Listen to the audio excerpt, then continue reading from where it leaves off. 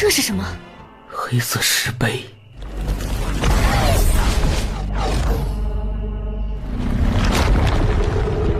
为什么？没什么危险啊。不如我助你一臂之力喽。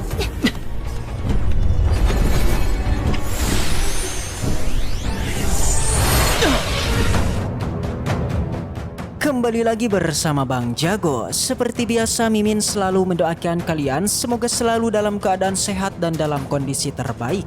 Di video kali ini Mimin akan menceritakan sebuah donghua series dari Supreme Emperor.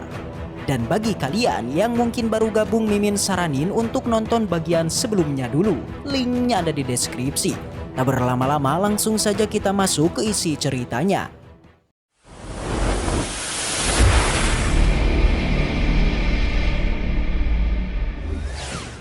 Cerita dilanjutkan dengan memperlihatkan Muyun yang mendengar suara seseorang yang mengatakan kalau Xing Jihang dari Sekte 7 Bintang bukanlah apa-apa jika dibandingkan dengan keluarga Junya.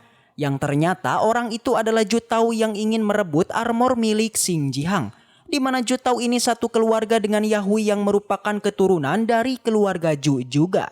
Sontak Jihang pun hanya mengatakan kalau ialah yang mendapatkannya duluan. Jadi armor ini sudah jadi miliknya. Alhasil karena Jihang tak mau mengalah, Ju Tao juga tak segan-segan dan berniat untuk memberikan serangannya.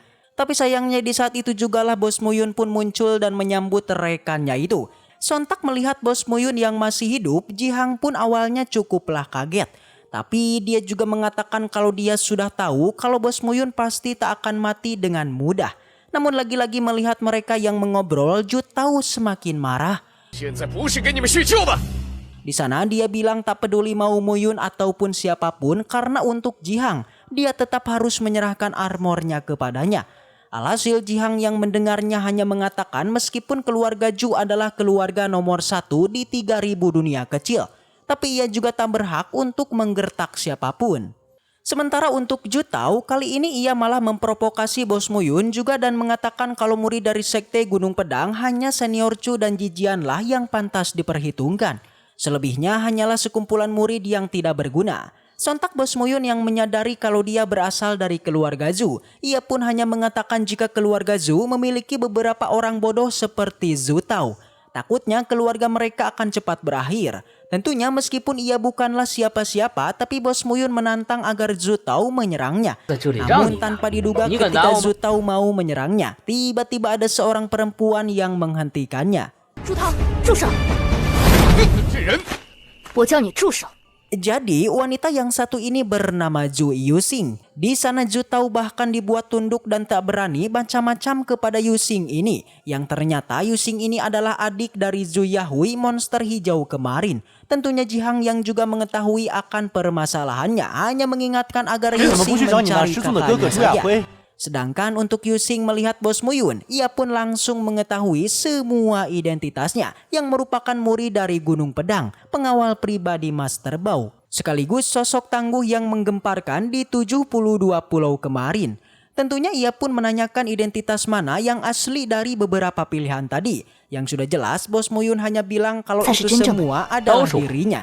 Yang tanpa diduga Yuxing yang mendengarnya langsung memutuskan untuk segera pergi. Di sana Zu Tao awalnya berniat untuk pergi juga, tapi Bos Muyun malah menahannya yang membuat ia pun sangat marah dan mencoba mengancam dengan menjualkan nama keluarganya. Namun lagi-lagi menyadari kalau sebelumnya Zu Tao sudah ingin memukulnya, Bos Muyun menyuruhnya untuk memukulnya lagi. Dengan begitu ia bisa memukul balik dan terjadilah sebuah pertarungan. Tapi di sana melihat Zu Tao yang sudah tak berani, Bos Muyun menyuruhnya untuk menampar diri sendiri sebagai permintaan maafnya. Sontak Zu Tao yang mendengarnya ia pun langsung menolaknya. Namun menyadari kalau rekannya bahkan tak berani macam-macam dengan Bos Muyun, ia juga sampai bertanya-tanya siapa Bos Muyun sebenarnya. Tapi jelas Bos Muyun tidaklah mengatakannya dan tetap membahas soal masalah tadi. Sampai Yuxing lah yang meminta maaf dan meminta agar Bos Muyun mau mengampuninya. Alhasil Bos Muyun pun langsung menghampirinya dan menunjukkan token milik Tuan Ji kemarin. Sontak Yuxing yang melihatnya benar-benar sangatlah kaget. Bahkan ia yang tadinya mencoba membela Zu Tao kali ini malah menyuruh Zu Tao untuk menampar dirinya sendiri. Alhasil karena ini adalah perintah dari atasannya, mau tak mau Zhu Tao pun menampar diri sendiri sebagai permintaan maafnya. Dengan ini masalah pun sudah selesai. Bahkan Bos Muyun langsung memberikan armornya lagi kepada Xing Jihang. Tentunya sebelum bubar Bos Muyun hanya mengingatkan kalau hukuman ini masih sangatlah ringan. Jelas jika Zhu Tao mengulanginya lagi maka hukumannya tidaklah main-main dan bahkan bisa mempertaruhkan nyawanya. Tak hanya itu, Bos Muyun juga mengatakan jangan karena keluarga mereka sangatlah besar mereka bertindak semena-mena. Jelas di dunia ini ada banyak sekali praktisi kuat yang tidak diketahui. Bahkan keluarga Zhu masih bukanlah apa-apa. Hasil untuk yang kali ini Zhu Tao benar-benar tak bisa berbuat banyak. Apalagi Yu Xing juga menerima atas perkataan itu. Yang pada akhirnya ia pun lagi-lagi meminta maaf dan memutuskan untuk segera pergi. Sontak Jihang yang melihatnya benar-benar sangatlah kagum. Karena katanya baru setahun mereka tidak bertemu, Bos Muyun sudah berkembang pesat. Sama halnya dengan senior Bai, ia juga sangatlah kagum. Karena memang keluarga Zhu yang sangat bermartabat itu sampai tak berani macam-macam di hadapan dari bos kita. Tapi di sana dengan sombong Bos Muyun hanya mengatakan mungkin karena ia yang terlalu tampan. Sampai Bos Muyun pun mengatakan kepada Jihang kalau ayahnya yaitu Xing Wuji masih ada satu syarat lagi yang belum dipenuhi oleh ayahnya. Tentunya ia harus bertemu dengan ayahnya sekaligus untuk menanyakan beberapa informasinya juga. Sontak Jihang yang mendengarnya tak keberatan sama sekali. Tapi di saat yang sama tiba-tiba malah terjadilah sedikit guncangan.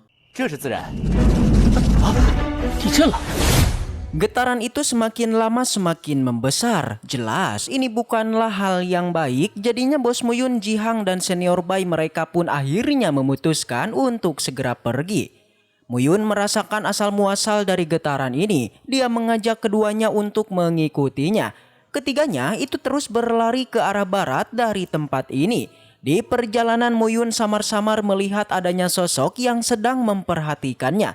Siapakah dia? Sampai saat ini Bos Muyun belum mengetahuinya. Itu karena situasi di sini sangatlah mencekam. Itu akibat getaran yang mulai perlahan membesar. Setelah melihatnya, Bos Muyun mencoba untuk memfokuskan penglihatannya tapi tetap tidak berhasil. Yang ada Bos Muyun merasa panik karena tepat di belakangnya ada sebuah bangunan yang akan menimpanya. Beruntung getaran tersebut pun usai dan mereka pun melanjutkan perjalanannya dengan berjalan kaki. Setelah tak lama berjalan, di sana senior Bai seperti melihat adanya sesuatu hal yang janggal.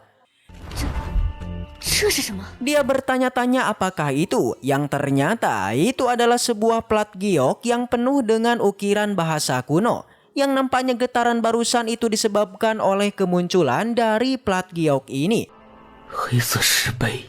Bos Muyun yang melihatnya menjadi penasaran dengan plat batu tersebut. Segera ketiganya pun mendekat serta perlahan memperhatikannya. Tentu Bos Muyun bingung dengan benda apakah ini. Yang pasti sebuah harta monumen di dalam tubuh Bos Muyun sepertinya juga bergetar setelah mendekati plat batu ini. Selain Bos Muyun, di sana juga hadir dua murid dari sekte lain yaitu Baiju dan si Chenran. Dikatakan keduanya merupakan praktisi kuat yang masing-masing sudah menempati tingkatan di tingkat 5. Mengetahui jika di sana ada Bos Muyun, Chenran mulai mengoceh dan mulai menyinggung bos kita. Dia mengolok-ngolok Muyun karena dia hanya bisa bersembunyi setelah kejadian di 72 pulau kemarin. Namun Bos Muyun tidaklah tinggal diam.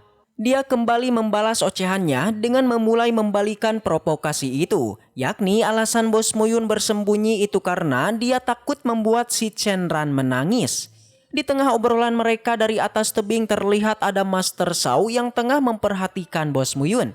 Tentu si Chenran semakin kesal akibat ocehan bos kita yang mengatakan jika Chenran terlalu lemah dan Bos Muyun merasa malas untuk meladeni seorang bocil.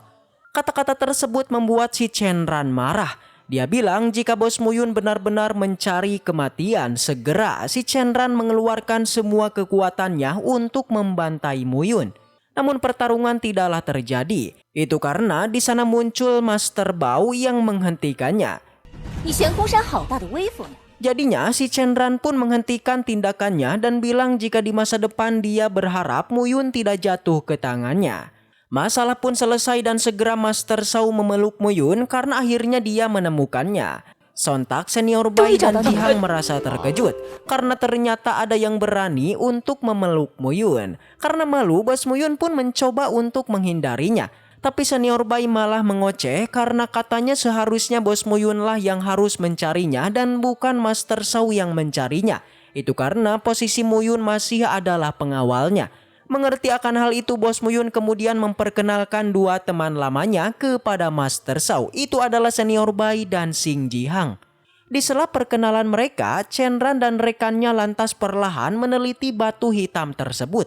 Tentu aura dari dalam batu tersebut membuat Muyun merasa penasaran dan mendekatinya. Sampai di sana ketika Muyun menyentuh tablet giok tersebut, tiba-tiba sebuah portal pun muncul dibarengi dengan sosok seorang misterius.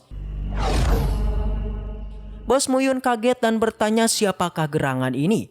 Tapi praktisi itu tidaklah menjawabnya, yang malah dia menyeret Muyun memasuki ke dalam tablet gioknya. Tentu semua orang pun mengikutinya memasuki ke dalam portal. Di dalam sana diperlihatkan terdapat sebuah tangga yang mengelilingi bangunan tinggi. Semua orang terus menapaki tangga ini yang seperti tidak ada ujungnya. Di depan mereka ada seorang praktisi yang juga telah duluan masuk ke dalam sini. Tapi Bos Muyun menyadari jika di sini terdapat sesuatu yang berbahaya. Jadinya ia meminta Master Shao untuk berhati-hati. Dan benar saja, praktisi di depan mereka diserang oleh seekor naga yang muncul dari dalam bangunan itu. Membuat praktisi itu dapat dengan mudah dikalahkan dan sang naga juga kembali masuk ke dalam bangunan. Melihat ini Master Shao dan Muyun menjadi kaget dan terus melihat ke arah sang naga yang kini tidak bergerak. Dari belakang si Chen Ran mendorong Muyun menjebak agar Bos Muyun menghadapi para monster ini. Benar saja, di sana muncullah sosok monster angsa yang menyerang Muyun. Dengan sigap Bos Muyun pun menghindarinya dan menungganginya. Dan sesuatu hal besar akhirnya terjadi, di mana di saat Muyun terbang menjauh dari semua temannya, tiba-tiba sosok Muyun asli pun muncul di depan Muyun itu. Dari sinilah setelah melihat sosoknya, Bos Muyun pun akhirnya teringat dengan tempat ini. Begitupun wujud Muyun tadi merupakan sebuah ingatan yang kini kembali pada Bos Muyun. Kemudian ia pun kembali ke tempat rekannya. Dan di sana terdapat adanya perbedaan dari tubuh bos kita, yakni tepat di belakangnya seperti ada sebuah kekuatan yang menyelimutinya. Segera Muyun menembakkan dauki ke arah patung harimau dan seketika harimau pun menjadi bergerak serta langsung diperintah untuk menyerang si Chen Ran. Lalu bagaimanakah kelanjutannya? Karena ceritanya sudah usai, maka langsung aja sebut sebuah kata pamungkas. Waduh, bersambung. Baiklah, mungkin segitu aja untuk pembahasan kali ini dan semoga kita selalu diberikan kesehatan untuk mengawal donghua ini.